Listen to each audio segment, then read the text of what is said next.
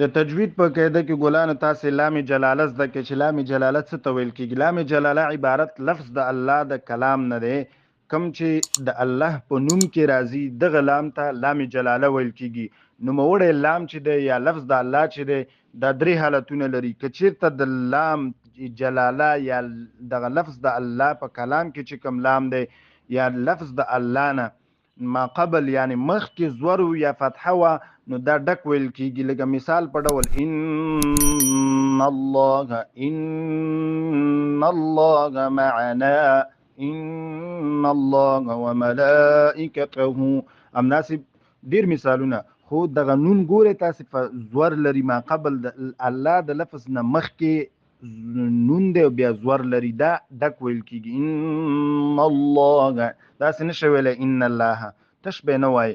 که چېرته د لام جلاله مخکې حرف ما قبل پیښو یا ضمه درلودلی، پیښو یا ضمه وه، یعنی پیښ او ضمه یو خبره ده، نو ډک لوستل کېږي. د مثال په ډول نصر الله، نصر الله، فتح الله. بس همداسې ګوره تاسې وګورئ بیا تاسې نور مثالونه پیداولی شئ قرآن کریم کې. که چېرته د لام جلاله مخکې دریم حالت یې دا دی، که چېرته د لام جلاله حرف نه ما قبل نه یا زیر یا کسره وه، زیر او کسره یو خبره ده، نو دا تش یا باریک ویل کېږي. لکه بسم الله کې تاسې وګورئ، ګوره ښه بسم الله کې میم باندې زیر دی که نه، تش ویل کېږي. داسې نشي ویلی چې بسم الله، دا د تجوید د قواعدو خلاف راځي.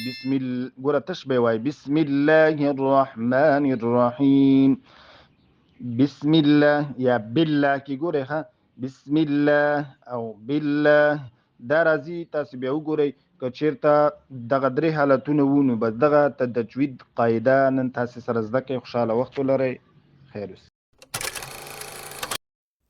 السلام علیکم دوستانو، په دې هیله چې ټول به روغ او جوړ اوسئ. اسلامي لار یوټیوب چینل ته ښه راغلاست. په دې چینل کې تاسو کولی شئ چې هر ډول دیني درسونه او د هر ډول دیني اسلامي پوښتنو ځوابونه دلته تاسو موندلی شئ.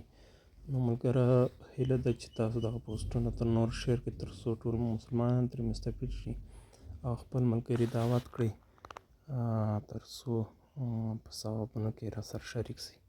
السلام علیکم.